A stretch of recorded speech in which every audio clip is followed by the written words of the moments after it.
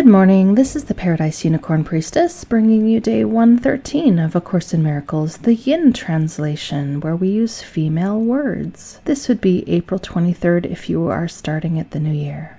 The happy learner. The Holy Spirit needs a happy learner, in whom her mission can be happily accomplished.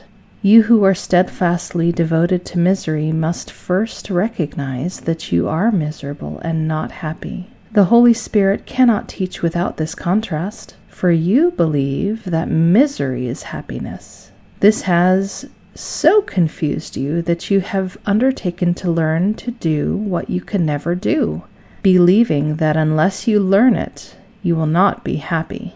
You do not realize that the foundation on which this most peculiar learning goal depends means absolutely nothing.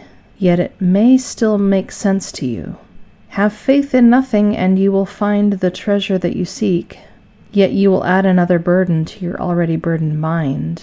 You will believe that nothing is of value and will value it. A little piece of glass, a little speck of dust, a body, or a war are one to you. For if you value one thing made of nothing, you have believed that nothing can be precious. And you can learn how to make the untrue true. The Holy Spirit, seeing where you are, but knowing you are elsewhere, begins her lesson in simplicity with the fundamental teaching that truth is true. This is the hardest lesson you will ever learn, and in the end, the only one. Simplicity is very difficult for twisted minds. Consider all the distortions you have made of nothing, all the strange forms and feelings and actions and reactions that you have woven out of it. Nothing is so alien to you as the simple truth, and nothing are you less inclined to listen to. The contrast between what is true and what is not is perfectly apparent, yet you do not see it. The simple and the obvious are not apparent to those who would make palaces and royal robes of nothing, believing they are queens with golden crowns because of them. All this the Holy Spirit sees and teaches simply that all this is not true.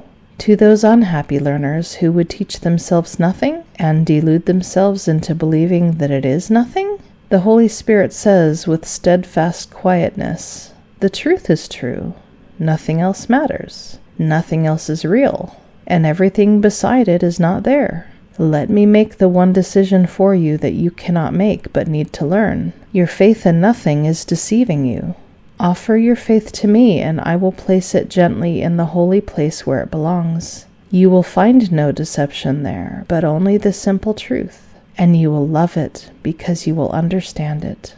Like you, the Holy Spirit did not make truth. Like God, she knows it to be true. She brings the light of truth into the darkness and lets it shine on you. And as it shines, your sisters see it, and realizing that this light is not what you have made, they see in you more than you see. They will be happy learners of the lesson this light brings to them because it teaches them release from nothing and from all the works of nothing. The heavy chains that seem to bind them to despair, they do not see as nothing until you bring the light to them. And then they see the chains have disappeared, and so they must have been nothing. And you will see it with them, because you taught them gladness and release. They will become your teachers in release and gladness.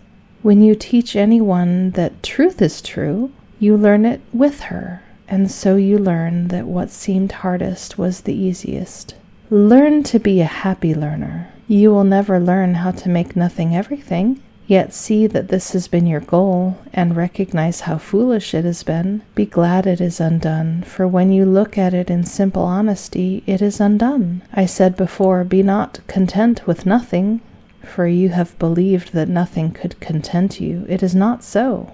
If you would be a happy learner, you must give everything you have learned to the Holy Spirit to be unlearned for you, and then begin to learn the joyous lesson that comes quickly on the firm foundation that truth is true. For what is builded there is true and built on truth. The universe of learning will open up before you in all its gracious simplicity. With truth before you, you will not look back. The happy learner meets the conditions of learning here as she meets the conditions of knowledge in the realm. All this lies in the Holy Spirit's plan to free you from the past and open up the way to freedom for you. For truth is true. What else could ever be or ever was? This simple lesson holds the key to the dark door that you believe is locked forever. You made this door of nothing, and behind it is nothing. The key is only the light that shines away the shapes and forms and fears of nothing. Accept this key to freedom from the hands of Christ who gives it to you, that you may join her in the holy task of bringing light. For like your sisters, you do not realize the light has come and freed you from the sleep of darkness. Behold your sisters in their freedom, and learn of them how to be free of darkness. The light in you will waken them, and they will not leave you asleep. The vision of Christ is given the very instant that it is perceived. Where everything is clear, it is all holy. The quietness of its simplicity is so compelling that you will realize it is impossible to deny the simple truth. For there is nothing else. God is everywhere, and her child is in her with everything. Can she sing the dirge of sorrow when this is true? I think there was a previous text reading where I expressed the word alien in response to the deep things that were being shared, and this text reading actually used the word alien. It's kind of funny to me. This reading also hints at what I have said before, that A Course in Miracles is asking us to give up our addiction to form as well as our addiction to drama. And I think I stated back then, I am very much addicted to form. I am not ready to give that up. But I have come to appreciate the kindness of the Holy Spirit, how we're not being asked to give up form before we're ready. In fact, following the Holy Spirit will make form more and more beautiful to us. It's just that form always has the potential to get ruined, and there's always that temptation to deepen into separation that will introduce that rot and ruin. So it's good for us to remind ourselves, even as form becomes more pure and beautiful, that that form is not the treasure. The treasure is what shines beyond the form. So, lest we have images that the Holy Spirit wants us to walk a path where little by little we lose more and more of the form that we love, and then we're being asked to be like, see, you don't need it. No, that's tough love. And that's another thing I've come to realize as I get to know the feeling of A Course in Miracles. Tough love isn't a thing. That's something we made up. Tough love is something we made up, just like we made up hell. That's not how it is. Whenever we experience heartbreaking loss and tragedy in this life, we did it to ourselves. It is a reflection of painful thoughts that were radiating out from us. And yes, the Holy Spirit would like us to realize that there is no heartache, and we don't need to feel bad about what we're seeing in the world, because none of it's real and all of it's illusion. But the Holy Spirit shows us that is true by being able to instantly, and by seemingly breaking all the limitations that we believe so heartily in, that instantly that which seemed heartbreaking can be transformed into something beautiful that comforts us and fulfills our longings.